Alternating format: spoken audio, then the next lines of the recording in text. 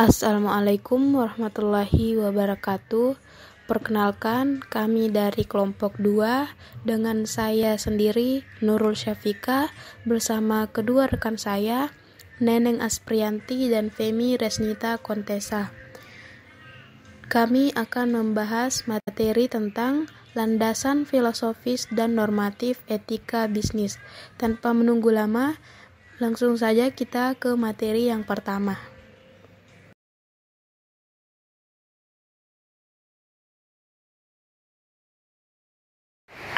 Landasan filosofis etika bisnis.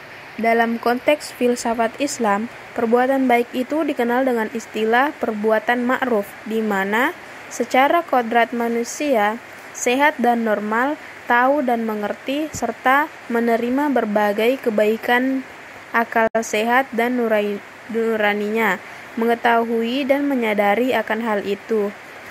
Nilai baik atau ma'ruf dan nilai buruk atau mungkar bersifat universal. Maka, secara filosofis, etika Islam mendasarkan diri pada nalar ilmu dan agama untuk menilai suatu perilaku manusia. Landasan penilaian ini dalam praktek kehidupan di masyarakat sering kita temukan bahwa secara agama dinilai baik dan buruk atau jahat sering diperkuat dengan alasan-alasan dan argumen-argumen ilmiah atau ilmu dan agama Islam. 1. Ayat-ayat dan hadis tentang etika. Perintah Allah di dalam wahyunya memang tidak berhenti hanya pada tataran ibadah secara ritual belaka, tetapi juga terkait erat dengan perbuatan-perbuatan baik terhadap sesama manusia dan lingkungan sebagai implementasi dari kesolehan sosial dari umat Islam yang dituntut untuk berlaku baik atau beramal soleh. Pada Al-Quran Surah Muhammad ayat 22 dan 23 yang berbunyi, Fahal asaitum in tawallaitum an tufsidu fil ardi wa tuqatti'u arhamakum, yang artinya, maka apakah sekiranya kamu berkuasa, kamu akan berbuat kerusakan di muka bumi dan memutuskan hubungan keluarga? Pada ayat 23 berbunyi, Ulaika alladzina la'anahumullahu fa'asammahum wa'ma absarahum, yang artinya, mereka itulah orang-orang yang dikutuk Allah, lalu dibuat tuli pendengarannya dan dibutakan penglihatannya. Dari sini jelas bahwa landasan filosofis etika dalam Islam mengacu pada wahyu atau firman Allah dan Al-Quran dan Sunnah Rasul. Di samping juga mengacu pada hasil kajian filosofis para mujtahid yang terbimbing kemakrifatannya dan teruji kesalehannya. Yang diriwayatkan oleh Malik ibnu Anas dalam kitabnya Al-Muwatta, diriwayatkan dari Yahya al-Laitsi dari Malik bahwasanya telah sampai kepadanya berita bahwa Rasulullah Shallallahu Alaihi Wasallam bersabda, Aku diutus untuk menyempurnakan akhlak yang baik. Menurut Rasulullah, orang yang menetapkan etika dalam kehidupan termasuk dalam bisnis akan mendapatkan keberuntungan. Misalnya, orang yang bersedekah hartanya akan bertambah, orang suka minta maaf akan mendapatkan kemuliaan, dan orang yang tawadu atau rendah hati akan ditingkatkan derajatnya. Baiklah, Assalamualaikum warahmatullahi wabarakatuh. Perkenalkan, nama saya Nina Asprianti dengan nomor NIM 20111300012. Nah, saya ingin di sini ada undang-undang yang mengatur perlindungan konsumen. Nah, peraturan ini tersebar pada berbagai undang-undang, di antara lain yang A, Kitab Undang-Undang Hukum Pidana KUHP pasal 202, 203, 204, 205, 263, 264, 266, 382, 383, 388. Dan yang ke B, KUH Perdata pasal 1473, 1512, 1320, dan 1338. Dan C, Ordinasi Bahan-Bahan Berbahaya tahun 1949, Undang-Undang tentang Obat Keras.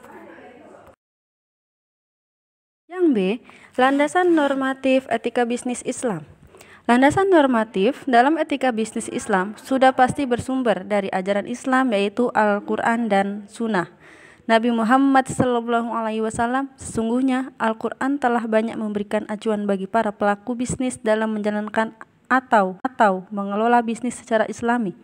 Nah, landasan normatif etika bisnis Islam setidaknya mengandung beberapa elemen landasan di dalamnya sistem etika. Di antaranya, yang pertama, landasan tauhid, yang kedua, landasan keseimbangan, yang ketiga, landasan kehendak bebas, yang keempat, landasan pertanggungjawaban, yang kelima, ihsan.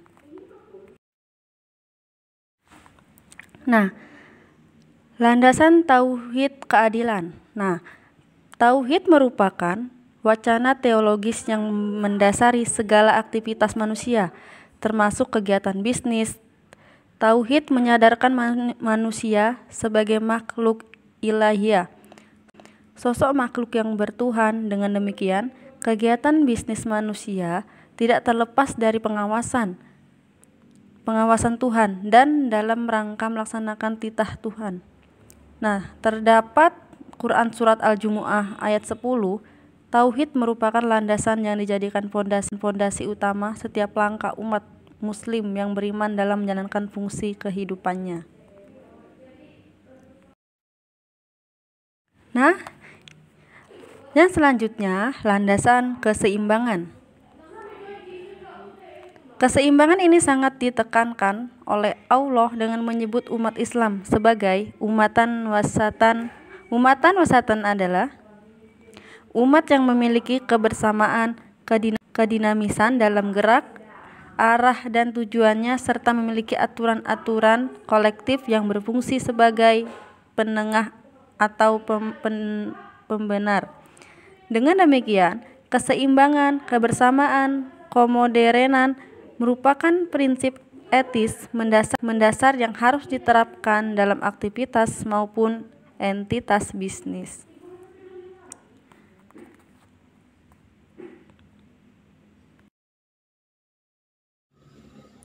Landasan kehendak bebas. Berdasarkan prinsip ini, para pelaku bisnis mempunyai kebebasan untuk membuat perjanjian, termasuk menepati atau mengingkarinya. Kebebasan berarti manusia sebagai individu dan kolektivitas mempunyai kebebasan penuh untuk melakukan aktivitas bisnis. Dalam ekonomi, manusia bebas mengimplementasikan kaidah-kaidah Islam, karena masalah ekonomi termasuk pada aspek muamalah, bukan ibadah. Berlaku padanya kaidah umum, semua boleh kecuali yang dilarang. Hal yang dilarang dalam Islam adalah ketidakadilan dan riba. Dalam tataran ini, kebebasan manusia sesungguhnya tidak mutlak, tetap merupakan kebebasan yang bertanggung jawab dan berkeadilan. Landasan pertanggungjawaban. Pertanggungjawaban berarti manusia sebagai pelaku bisnis memiliki tanggung jawab moral kepada Tuhan atas perilaku bisnis.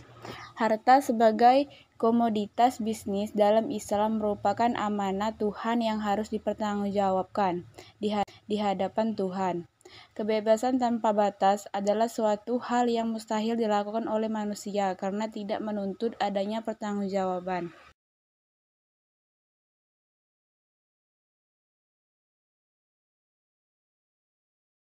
Insan atau benevolence artinya melaksanakan perbuatan baik yang dapat memberikan kemanfaatan kepada orang lain tanpa adanya kewajiban tertentu yang mengharuskan perbuatan tersebut, atau dengan kata lain, beribadah dan berbuat baik seakan-akan melihat Allah.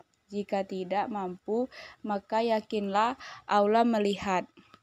Siddiqi atau 1979 melihat bahwa keinsanan lebih penting kehadirannya ketimbang keadilan dalam kehidupan sosial, karena menurutnya keadilan hanya merupakan the cornerstone of society, sedangkan insan adalah beauty and perfection.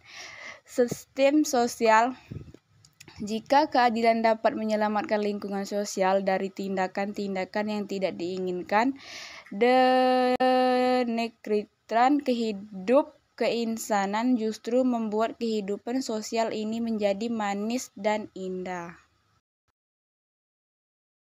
Itu dia tadi penyampaian materi dari kelompok kami. Lebih dan kurangnya mohon maaf. Wassalamualaikum warahmatullahi wabarakatuh.